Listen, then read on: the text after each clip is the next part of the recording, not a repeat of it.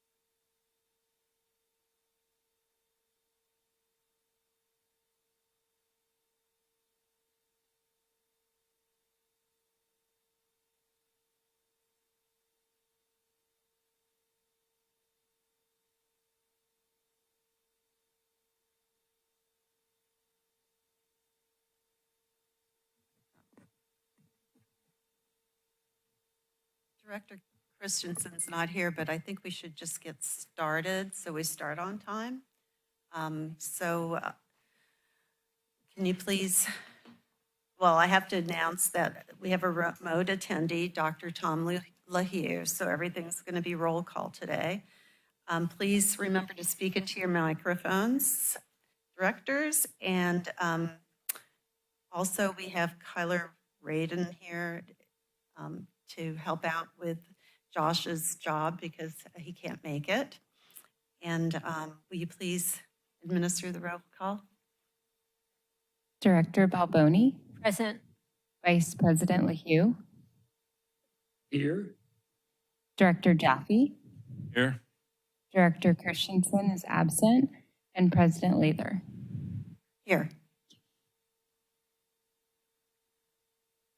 There were no agenda adjustments previously discussed, but are there any with the board members at this point? No? Okay, so we will move on to public comment. Do we have any members of the public here to speak on something that's not on the agenda?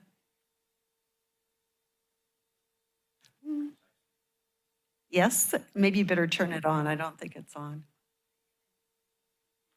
Right there. Is that good? Okay. And you'll have up to 3 minutes.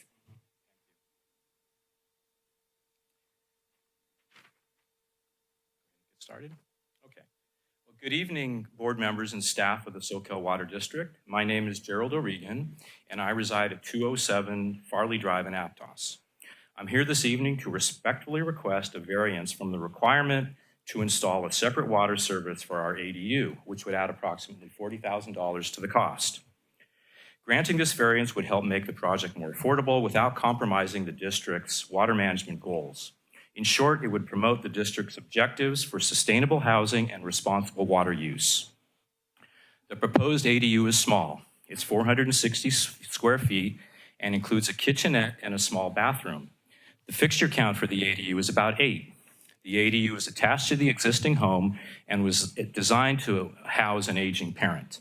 I'd now like to talk about fairness, water conservation, and cost.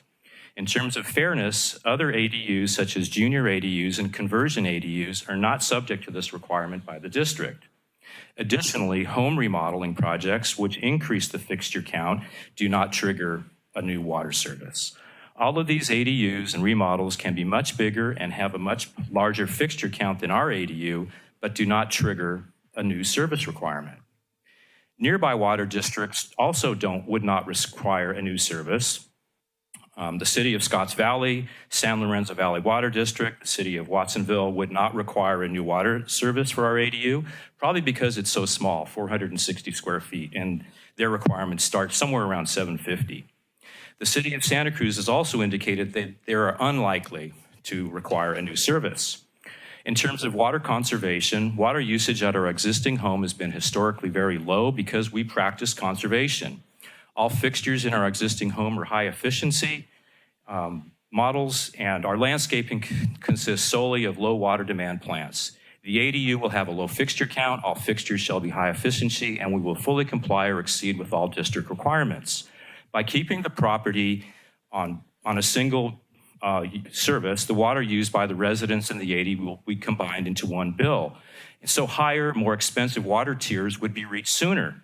This creates an economic incentive to conserve water. One service for the ADU and the residents would lead to water conservation because we wouldn't want to get into those higher tiers. The estimated cost, again, is $40,000 for this new service.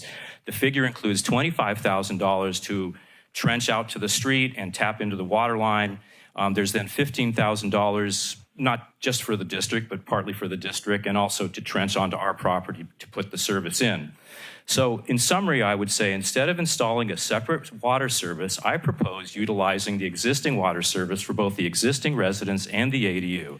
This is justified because the current service is sufficient, it is consistent with nearby water agencies and the district rules for other ADUs and remodeling projects, and it promotes water conservation. By granting this variance, the district shall support the development of much-needed, affordable housing while still upholding the water conservation objectives. I think I've gone over, so I'll stop there, but thank you for not stopping me earlier. Oh, I thought about it. If there's any questions, I'd be happy to answer those. Can we discuss this? No, we can't because it's not an agendized item, but thank you for providing the information. And maybe we can have an item at the next meeting. I don't know. We do have a process. If Mr. O'Regan would like to file a variance request, then that could be agendized and brought to the board, and staff can help you with that. Okay, I wasn't aware of that. I've been talking to Taj. He told me I should come here, and then it would be agendized, and then I would come back at the next meeting and talk again or something. I think that's what he told me. Is that incorrect? Staff can talk to you after the meeting potentially, but at this point, since this is not an agendized item, we have to limit discussion to what's on the agenda. Okay. Melody, can you tell me what you suggested, that I fill out a form or something? Yes, staff can work with you on that. Okay, so I should maybe circle back with Taj and ask him what the procedure is? Yes. Okay, all right. We'll see you soon. Thank you very much. Thank you. Are there any other members of the public here to speak on an item not on the agenda? Okay, so at that point, I'm going to take it to our directors. Do you have anything to discuss that's not on the agenda? Or I should say, information to provide? Nope. I do. So I'm one of the two representatives on the Mid-County Groundwater Agency. Carla Christensen is the other. And I just want to put out there that the agency is looking for private well pumpers to be part of the board, 2 of them in particular. And the applications are due the 29th of this month. And just wanted to put that out in this setting as well, in case somebody's watching. Okay, anybody else have anything to share? Okay, hurry up, because I'm going to move on. We will move on to the consent items.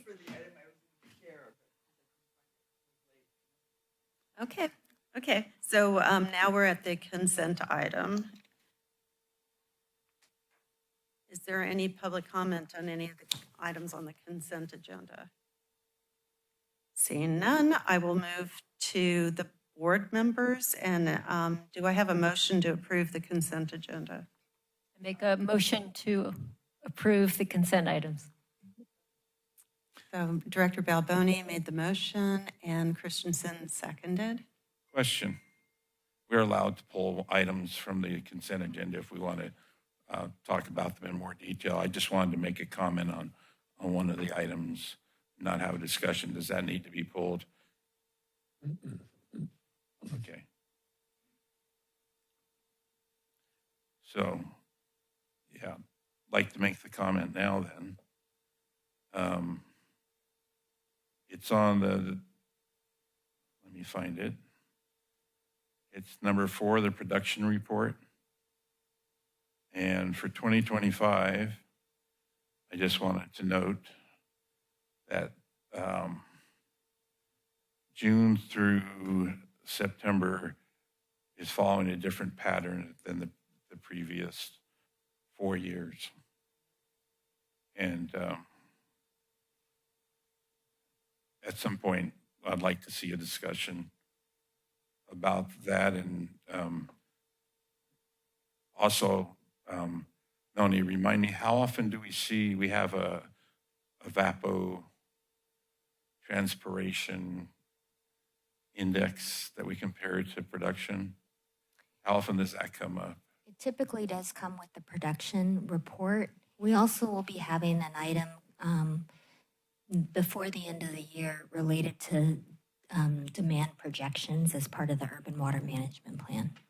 I see it's here. Okay, good, because that could possibly help with understanding the difference in trends. Okay, I have a motion and a second. All those, we have to do roll call. Director Balboni, Yes. Vice President LaHue, Yes. Director Jaffe, So I was not here for for the minutes for the last meeting, so I can vote yes and just abstain from that one item. Is that correct? It's one of the, My understanding is you don't have to abstain, but if you want to, you can. how does it work if I vote for everything but I'm not here for that meeting? I can't vote on that because although I did watch it, you know. You can abstain from the item. Okay, so then I vote yes with abstaining from 4.1.1, September 16th, 2025 board meeting because I wasn't here for that. Director Christensen, Yes. and President Leather. Yes. So we will move on to reports. Is there a general counsel report? Just wanted to announce that my name is Kyler Radin. I'm here for Josh Nelson today, and I'm happy to be here. That's about it. Oh, thank you. Okay, so now we can move on to business items.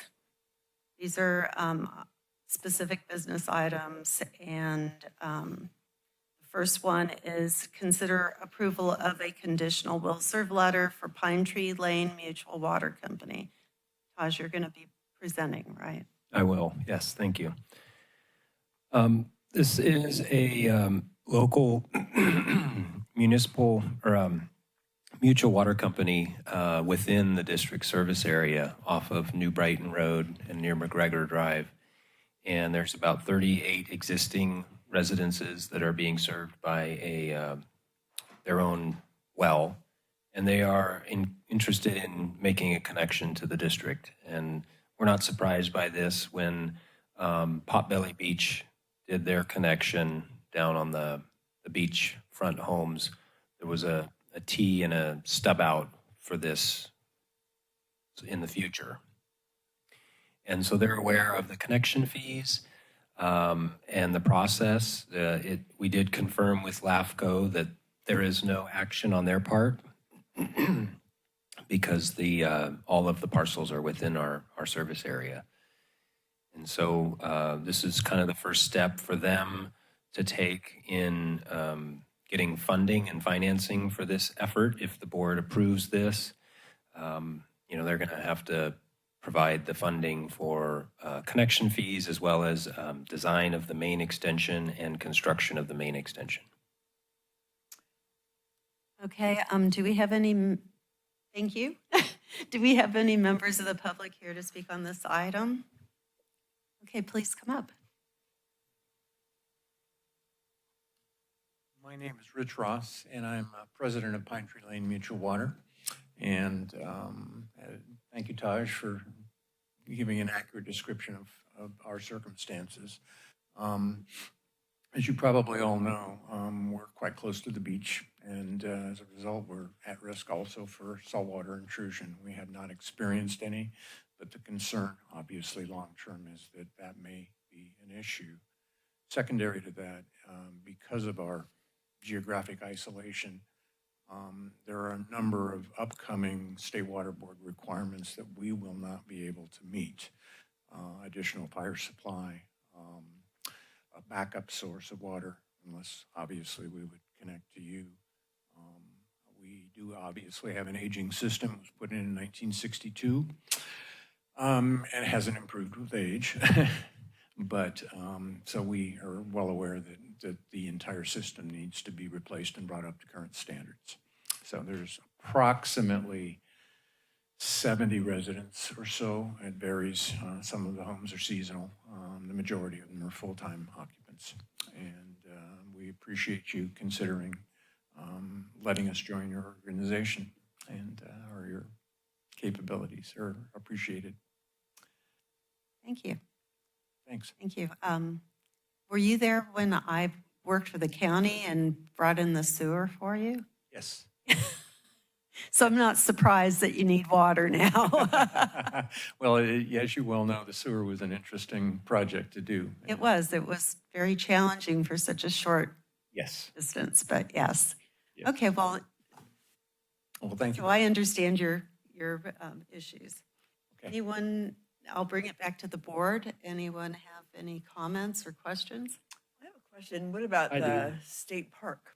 Where does their water come from? They're a customer of ours. They are already. Yes. They're pretty. Should be some lines there. Right. Yeah, So- exactly. We're kind of an island in the middle of Walk by your house all the time. I'm sure. excellent. So you know the facility or the background. So okay. Well, thank you very much. Thank you. Anyone else on the board have anything to say? Just Or two Jen- quick things, yeah. Oh, sorry. I'm trying to raise my Forgot hand. about you, Tom. Yeah, I've raised my hand, wasn't You sure got to what else speak a to little do. bit louder. Okay. I was just thinking about when Potbelly Beach did it, and this is achieving one of our long-term goals of just moving pumping away from the coast. So I think it's great. So there's one less well pumping real close to the coast if we do this. Absolutely. That's all. Well, and Tom? to that point, there's one private well for one house on our street. I don't know the history, but it's been there for the duration. And obviously, they've expressed interest in participating in it, so that well would go away as well. So, Great, Great. thank you. thank you. Anybody? I think you can sit down. Just a question for staff.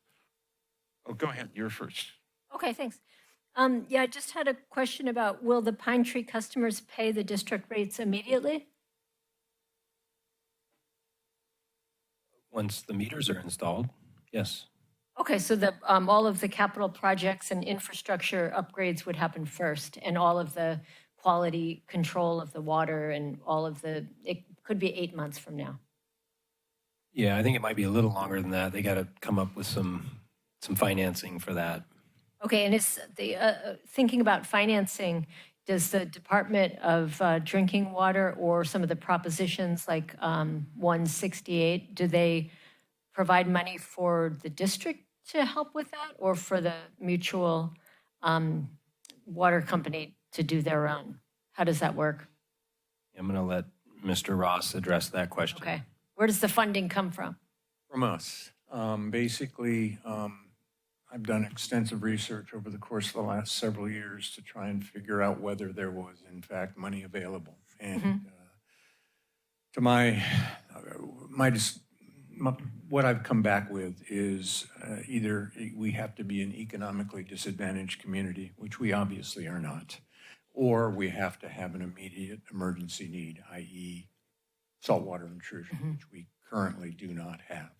Those are the only two available state-sponsored sources of funding for a community or a municipal water system like ours. So we will be self-funding all of that. Okay, great. And then I just wanted to reiterate kind of what Tom had mentioned about the goodness of having, the wells not being pumped privately. But also it sounds like it would really kind of show the eagerness of the district to provide, regional stewardship and reliability. So that seems a very positive aspect. Thank you. Significantly improves fire protection as well. Okay, thank you. So, a question for staff. We used to have a water demand offset program. Were they to come on during that, they would be paying quite a large sum of money to become part of the district. Now, what do they buy into now? How does that compare to what was paid when we had the water demand offset program going? Yeah, well, there's two things that are actually have changed. The water demand offset program is no longer in place, but also our water capacity fees were revised at the last rate study. And so that eliminated the marginal part of the water capacity fee. So that went away, and then the buy-in component remains.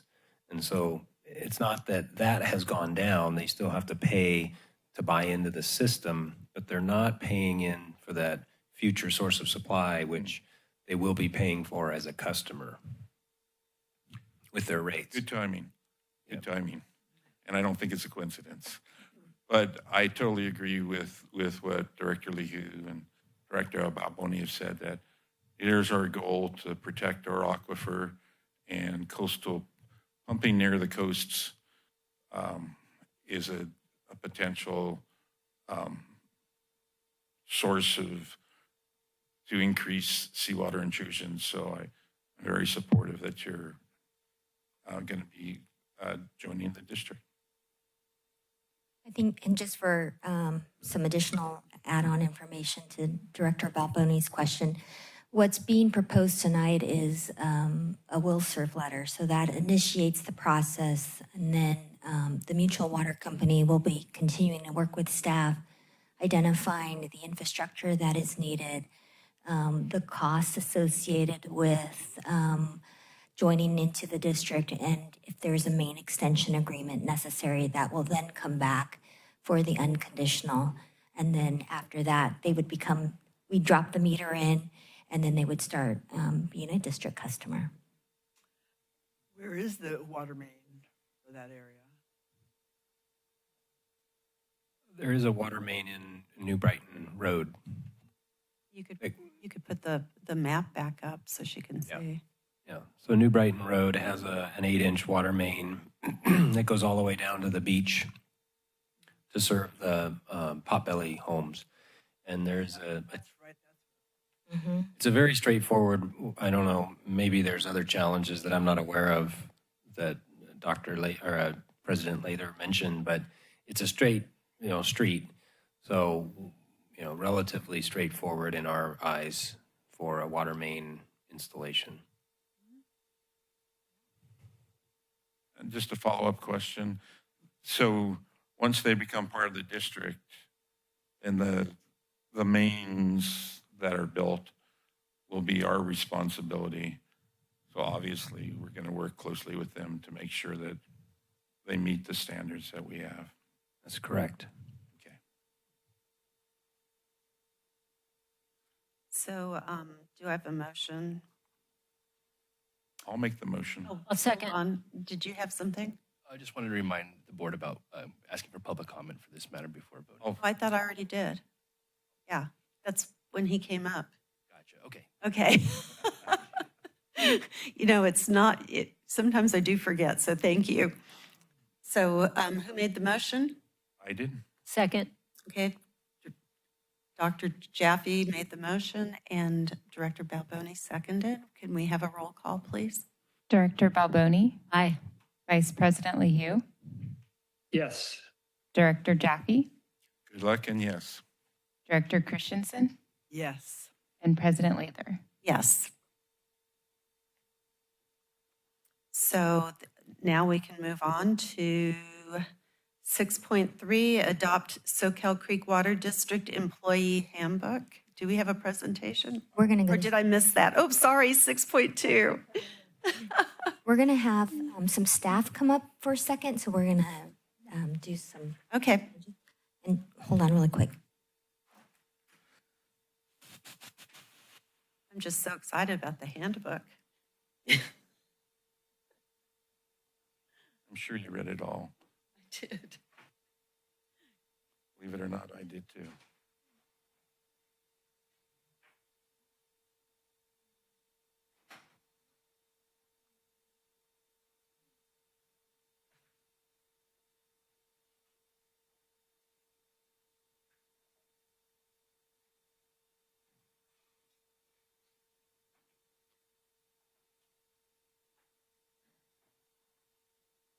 All right, good evening, Board. I'm going to tee off this next agenda item, 6.2, which is an informational item on the notification and an update on the recent activities related to the hexavalent chromium compliance that the district is undertaking. Tonight, we're joined with Cameron Costigan-Mumper, our Associate Manager for Water Resources, as well as Kara Clark, our Water Quality Compliance Coordinator, and Becca Rubin, our Public Outreach Coordinator. So Cameron, you want to kick it off? Thanks, Melanie, and good evening. I am happy to be here. Oh, yeah. Let's see. How's that? Are we there? Okay. All right. Yeah, so we're here to give an update tonight on hexavalent chromium compliance. Here is the agenda for tonight. I'm going to talk a little bit about the background of hexavalent chromium. I'm also going to talk a little bit about chromium regulations and district activities over time. And then I'll hand it over to Kara Clark, who's going to give us a discussion around some of the statewide context and the regulatory compliance data that we've collected from our system. And then we'll hand it over to Becca, who's going to talk about the state requirements for the MCL exceedance and public notification process. And Kara will go ahead and wrap it up for us with our compliance action plan and some of our next steps. Cameron, can I ask a question first off? Yes. I did miss last meeting, so perhaps it was discussed then. So this is an informational item. So this has already been done, basically, at this point. You're not asking for board input. Correct. It's just an informational item. Okay. Yeah. Thanks. All right. So a little bit of background on chromium. Chromium, it's naturally occurring in the environment. It's found in rocks and plants. It's also found in humans and animals. In the environment, chromium itself exists predominantly in two forms. You have your trivalent chromium, or chrome-3, as we'll be talking about, and then also you have hexavalent chromium, or chrome-6. Chrome-3, it's the more common form that's found in the environment, typically in your rocks and soil. It is an essential nutrient for the human diet, and it's a pretty stable form of chromium. Now, chrome-6, on the other hand, it's less common than its chrome-3 counterpart. It's also found in the environment naturally. It is less stable than chrome-3. It's also more mobile and toxic.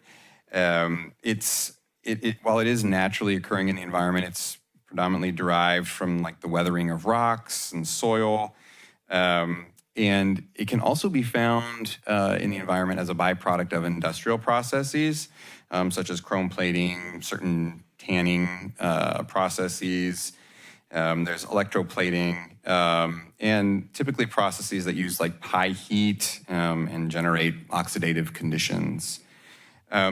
Together, both chrome 3 and chrome 6 constitute what we call total chromium, which is a lab measurement that essentially captures the common oxidative states of chromium itself.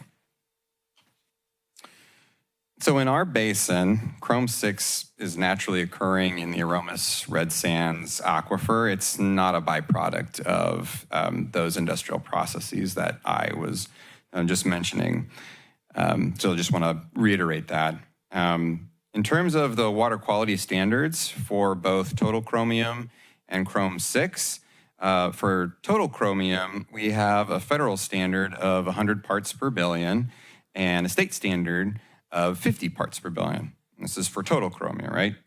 And then as a reminder, when we're talking about parts per billion, when we say 1 part per billion, that's roughly equivalent to a drop of water in an Olympic-sized swimming pool, which is roughly, over 600,000 gallons. So for chrome 6 now, moving on to that, there is no federal standard for chrome 6. However, there is this new state standard of 10 parts per billion. And so what that means is 10 drops of water in an Olympic-sized swimming pool. One thing that I'll also note too is that California is the only place in the world with a chrome 6 standard that we're aware of. Yeah, right. That's right. So to move on to a little bit of the history of the chrome 6 regulations and district activities. Apologize, the font size is a little small here on some of this, so I'll try to just talk through it a little bit. In 1977, California adopted a total chromium drinking water standard and set a maximum contaminant level, or MCL, of 50 parts per billion. This MCL was based off the federal interim drinking water standard for chromium that was set in 1975 for both the trivalent, or the chrome 3 form, and then the hexavalent, or the chrome 6 form. And then in 1991, the federal EPA revised the standard to 100 parts per billion for total chromium. And now if we fast forward to 2011 timeframe, between 2011 and 2013, the district evaluated some treatment technologies in anticipation of California adopting the then new MCL for chrome 6 of 10 parts per billion. And then in 2014, the district implemented the first pilot treatment system in the state, and even went so far as to construct a raw water main to the location of the proposed full-scale treatment system. Oh, sorry, I didn't mean to advance the slide there. Sorry, but in 2017, California actually rescinded that MCL of 10 parts per billion due to legal challenges, and the system design and construction was put on halt. And so fast forward again now to 2024, California reinstated the rescinded MCL of 10 parts per billion, and the district began piloting a different type of treatment technology to address chrome 6 levels. And so where we're at now in 2025 is the district, we've completed the pilot study earlier this year, and the design for the full-scale system is currently underway. And so also, last thing before I hand it over to Kara to talk about chrome 6 in the statewide context and some of our compliance data, is that, prior to the creation of this new MCL for chrome 6, the district's drinking water met all of the federal and state standards without any form of water treatment. But moving forward, this will no longer be the case. Thank you.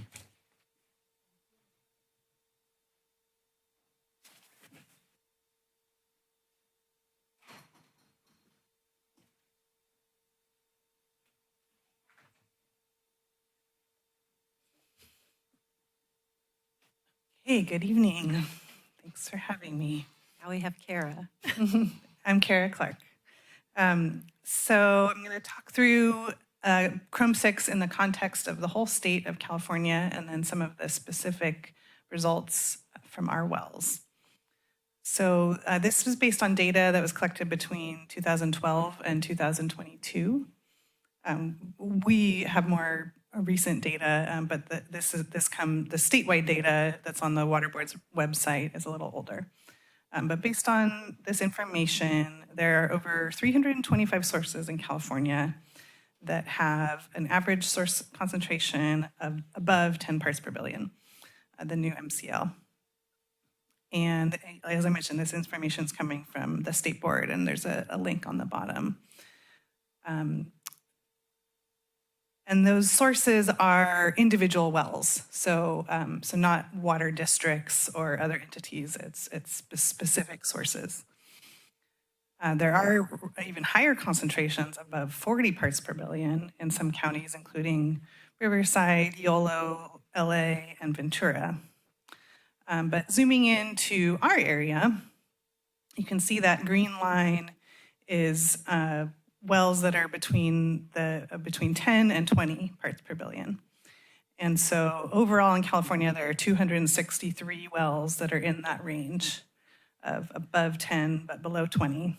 And Santa Cruz County, there are 16 wells in that range, and 3 of those are our wells.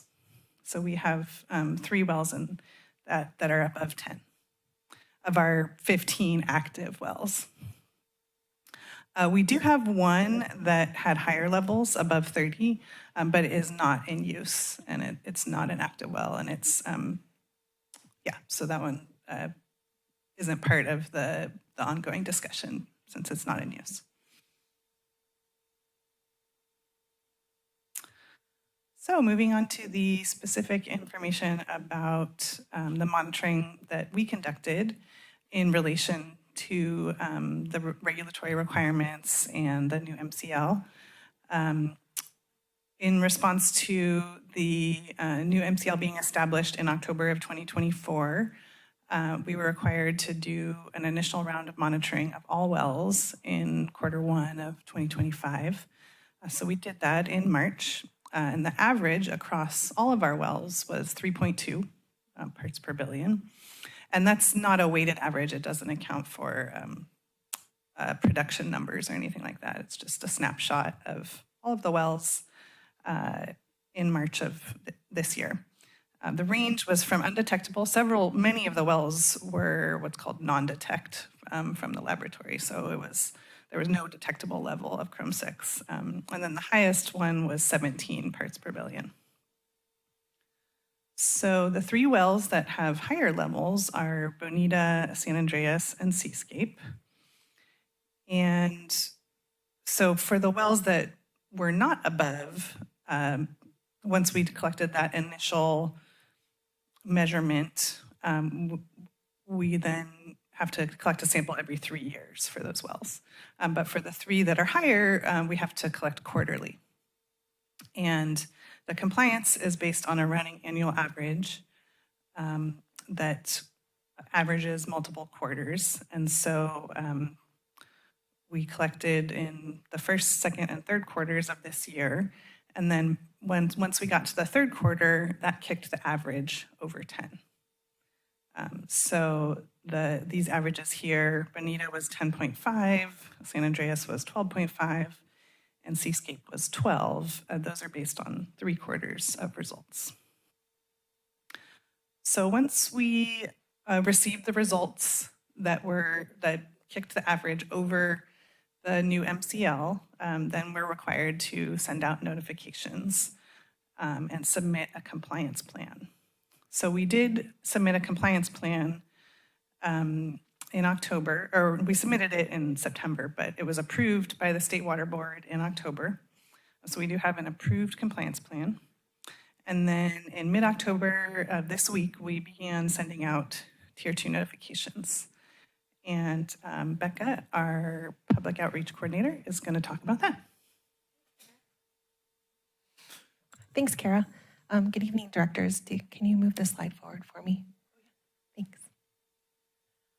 So as Kara said, Tier 2 notifications are going out this week. So once we notified the state, that started a countdown for us.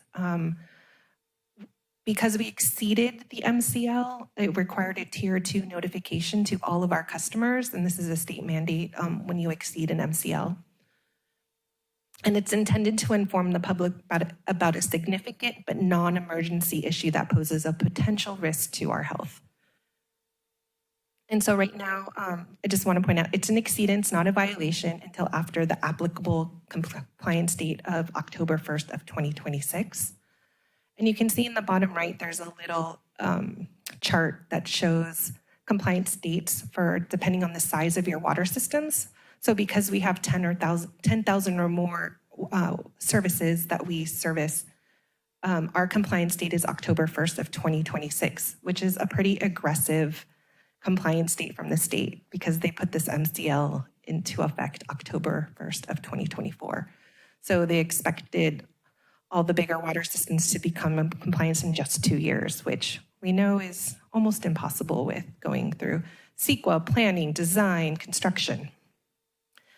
So yes, so once past October 1st, 2026, that's when we will be in violation. But right now we're just in exceedance.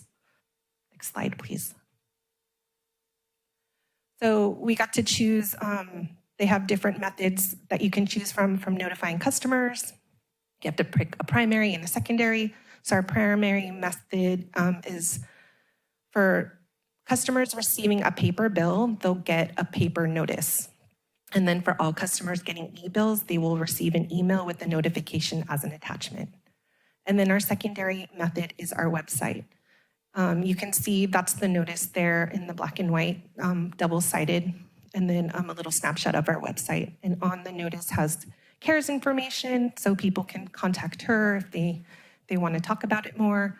And also the website, which has FAQs that people can scroll through and talk about. That's it for me. Thank you.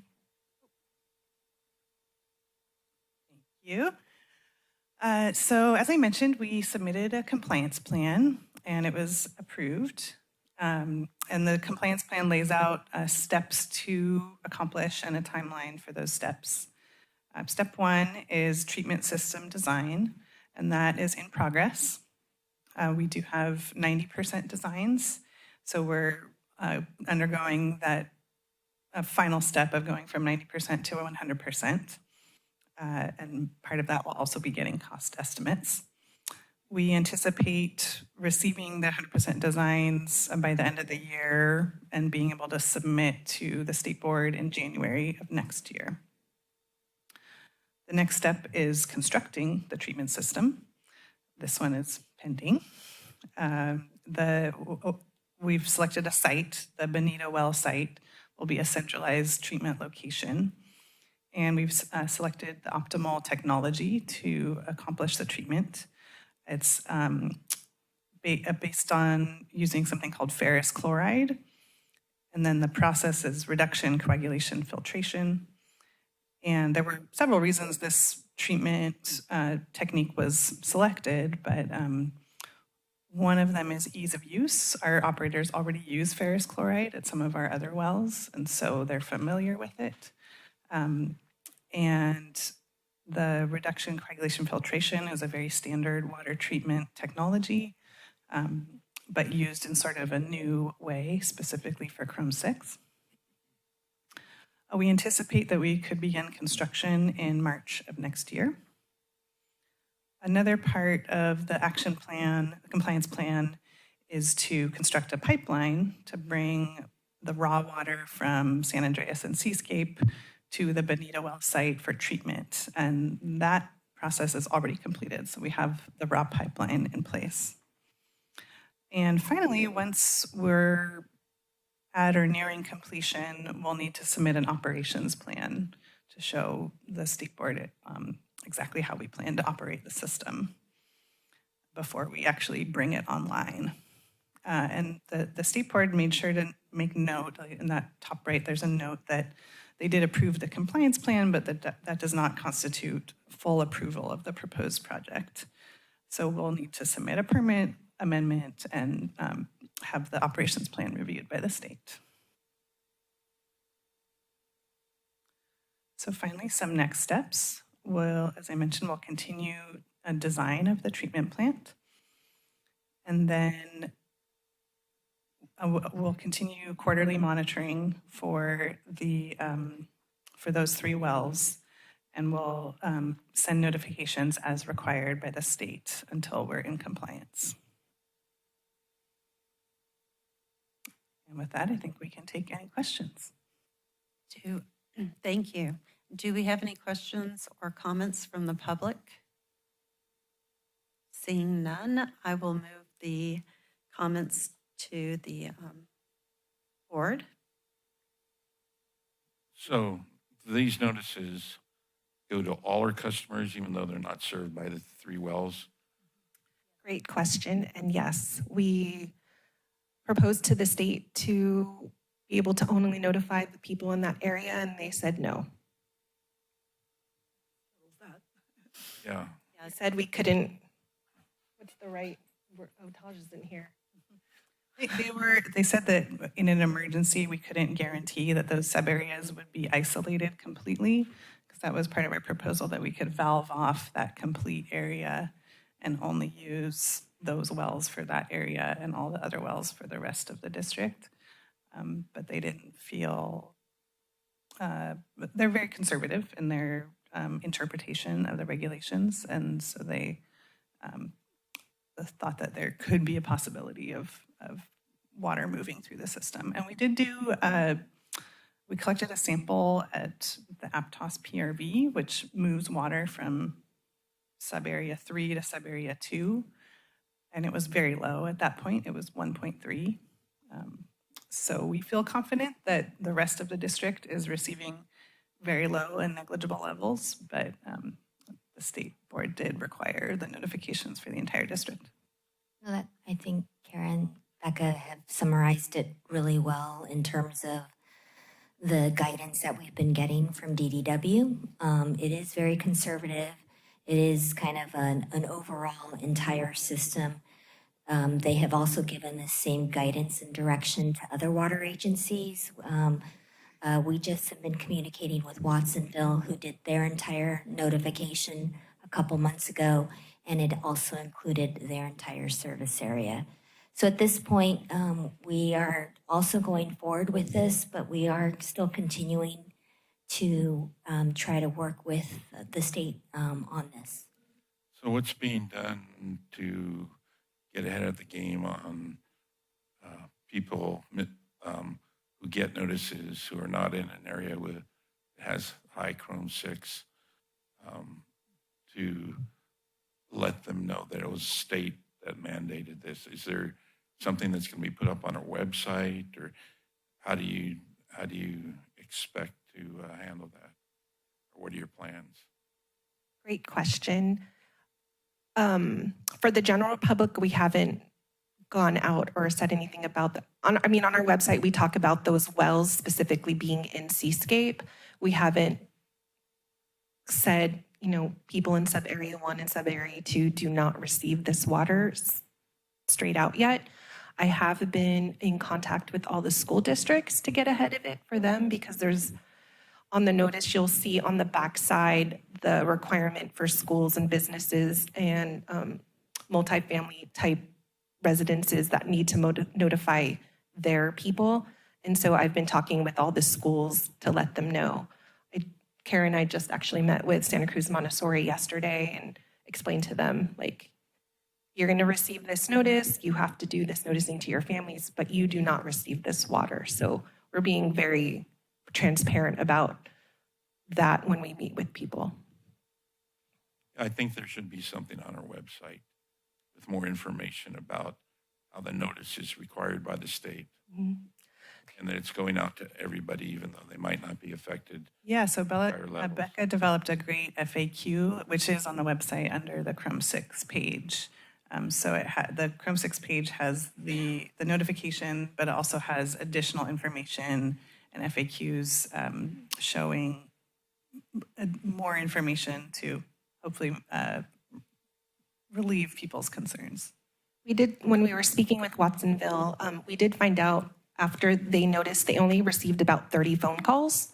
So we're going to track what comes in for us as well, just to see where it's landing with people. Okay.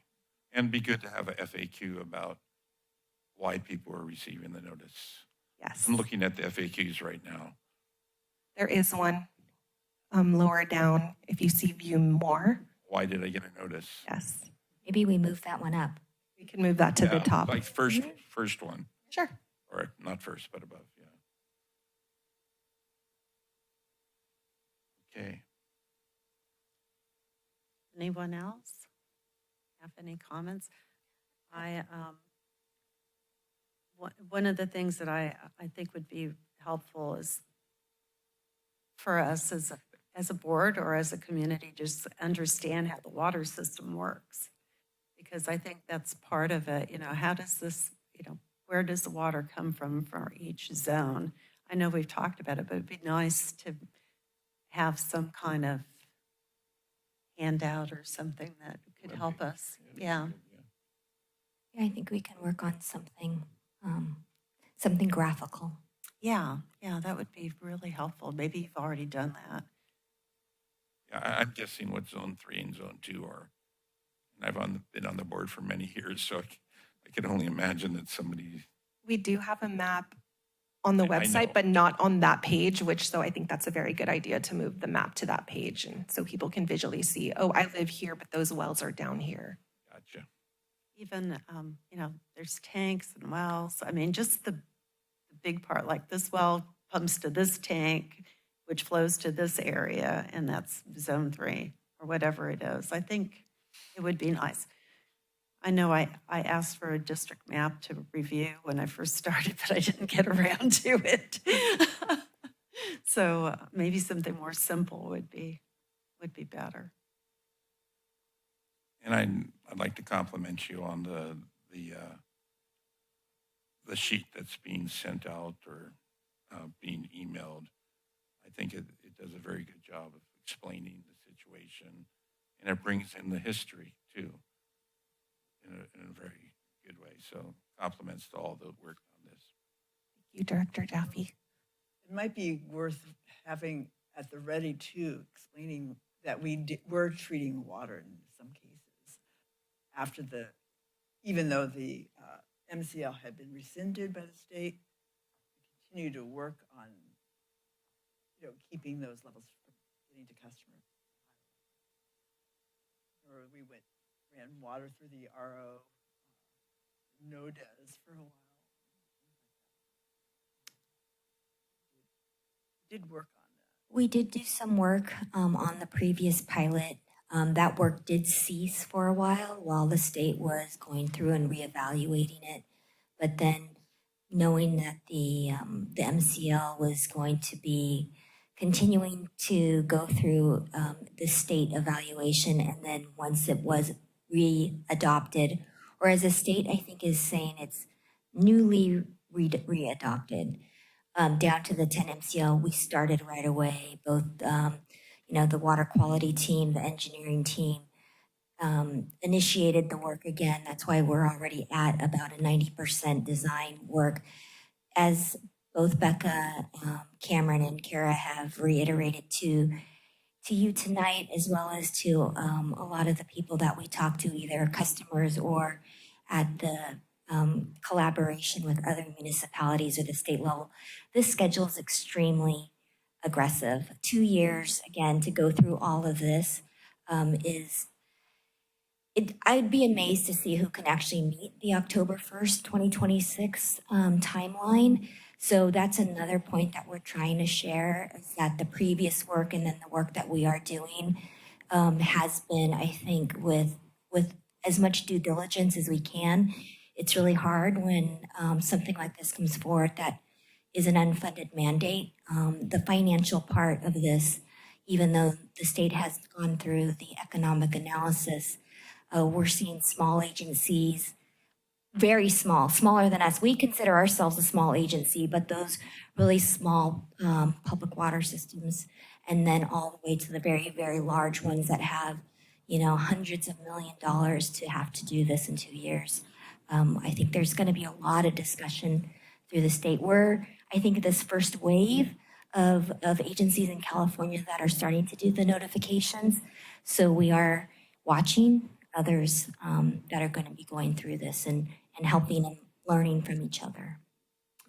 It's a credit to our district, actually. I would think that Yeah. are really so even capable of reaching that goal because that timeline, because I think it's all based on the past work that we did. And Yeah, and Tom will remember in 2014, it was very innovative, the technology that we were trying out. And the reason why we've gone to the new technologies, frankly, cost. It's a lot cheaper to our customers. I think there's less waste to worry about as well. Yes, that too. Yeah. Chrome 3. Yeah. Just really quick, I wanted to ask about, the number of phone calls. There were 30 to Watsonville. I assume there'll be quite a few more here. But the extra notice on the schools and the business property owners and the assisted living, et cetera, they have to notify their own customers. So I imagine they'll be calling and asking, how should I do this? Do we have some simple way to kind of, explain what's been done, or do we just tell them do it? What's that process? Just curious. Great question. It's up to their discretion how they want to notify. I've provided, PVUSD has already notified all their schools from Watsonville. So I've been sharing what they have said to their families to the other schools. And so if we get businesses or other things that call either one of us, we are going to tell them, you can use our notice, or just here's a paragraph that you can send out with the link to our website for more information. Oh, great. Thank you. Yeah, that'd be great. If there are examples on our website of notifications that we're good. Yeah. Well, one thing I will share, since this has been an ongoing concern for the district, is I've learned that ingestion of Chrome 6 is not a problem, because your stomach acid turns it into Chrome 3 very quickly. So that's some solace. Yeah, I think in the presentation today, it talked a lot about the health effects have to do with inhalation. Right. Yeah. well, in showers, Yeah, it's in showers, yeah. that's the main route of exposure. And I think, Director Jaffe, you had mentioned, if this was an informational item or an action item. We've done action items previously related to, like, when we awarded the design contract for the hexavalent chromium. This is informational, primarily due to, after the 3/4 of sampling, us having to notify the state, and then that triggers the Tier 2 notifications that are required to go out. So I think Becca and the team have been doing some broad outreach related to it. We've been talking about how, our water quality is, we have water quality standards that are underway or would be pending, but this is the first official notification that was triggered by the state based upon that 3rd quarter sampling that came in earlier this month. And when does it hit the street, the notifications? I'm sure you said it, but I must. This week. Okay, so. Mail, who knows what day it'll land in mailboxes. Sure. Emails should go out most likely Thursday. I'm sure the board and other members of the board want to be kept informed of what the reaction is. In particular, if there's many, many phone calls, I'd like to know about that. And Yes, and if you have, if you get a lot of questions, please refer them to staff and we can address that. okay. And I appreciate that you give us this informational item so that if somebody does ask us, we don't look like deer in the headlights, wondering what they're talking about. So thank you. Good job. I really like the material. Okay, now to my favorite item, 6.3. Adopt Soquel Creek Water District Employee Handbook. I want to thank the people who wrote this. I was having trouble sleeping. I didn't know how to take that comment, but I hope you did have a chance to read through the whole. I did, actually. I stayed awake for it. I'm David. I'm the HR manager for SoCal Water District. Good evening. This memo is seeking your authorization to. Yeah, it might not be on. Okay. This action item is seeking your authorization of the employee handbook for 2025 and to direct staff to make any non-substantial formatting revisions as needed as we go forward. Over the past 8 months, I've been looking at all of the employment policies in the district, and we felt it was appropriate to bring to the board an updated handbook that brings the current policies that we circulate to staff up to the current legal standards. Some of the policies that had been on the books for years had not been updated, and we wanted to make sure we had an updated, legally compliant handbook that we could distribute with staff. Over the past several months, I've also met with each of the employee organizations, SEIU, the mid-managers group, and the managers for their feedback so that we could meet and confer regarding these changes. They've made several suggestions that were incorporated into the handbook, and we bring forward to you this document that reflects those changes that will then later, upon your authorization, circulate to our staff. That concludes my presentation. Now I'll open it to public comment. Is there any public comment? I see no one here, so I will close the public comment part and open the floor to the directors for discussion and questions. I just have a question. How different is this than the 2005 version? And you've made it legally compliant, but were there any other areas where it required revamping the policies? There were. Actually, the 2005 version was one that went to the board for authorization. I went and looked for past action items. This is significantly different from that. However, there were versions of the employee handbook that had been revised over time. So it's just this is the first version that's come back to you for authorization since 2005, so you have that visibility. This most recent version took out sections that were redundant and also incorporates references to the MOU agreements for when appropriate so that we don't have any conflicts with MOUs. Also, for example, some recent changes in state law with regards to bereavement leave and others have been updated in the handbook. Also, the prohibition against harassment and our policies against reporting harassment have also been updated so that we have that in our handbook.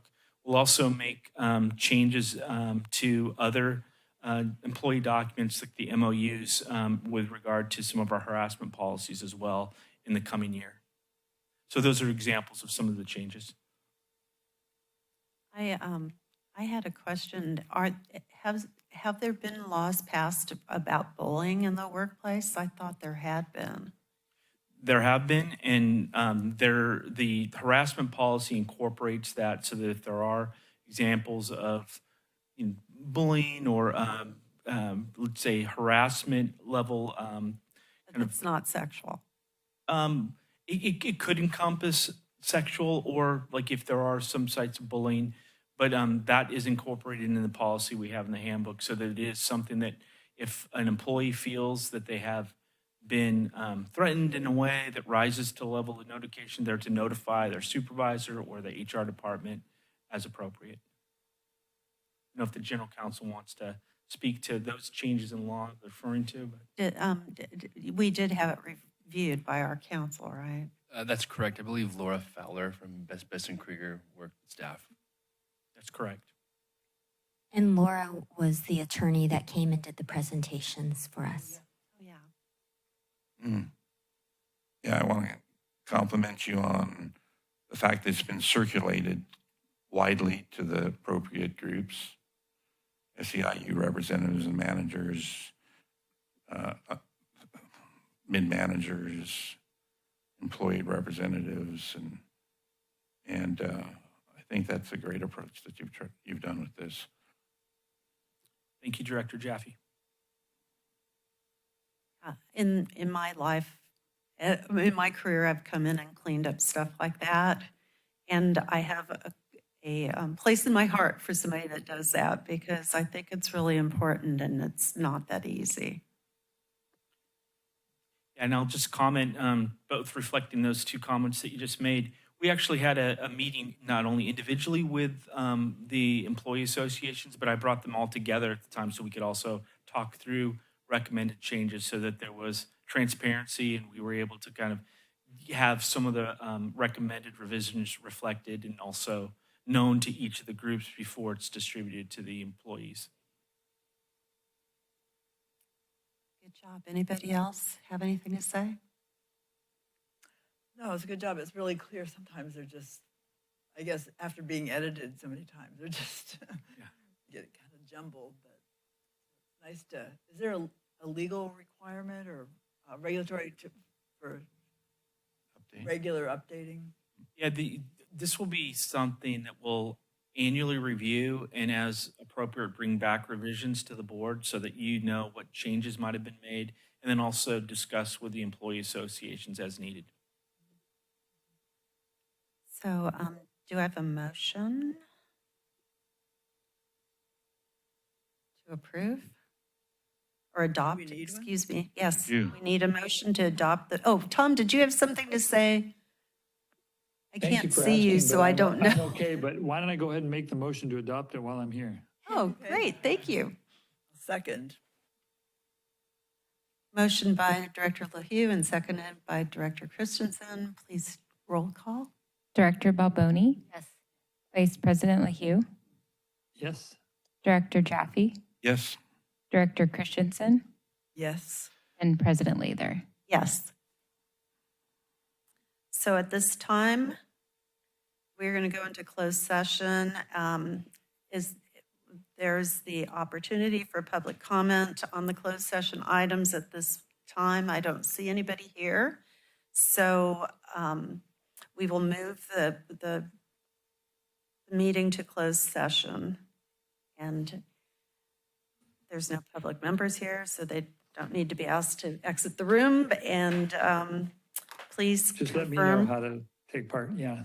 And Tom, he's going to call in on a separate line, is that right? Tom, there's a Teams link sent to you. Okay, Thank you. I'll go look for that. Okay, and so we'll wait. We could take a short break so we can use the restroom while they get the video turned off.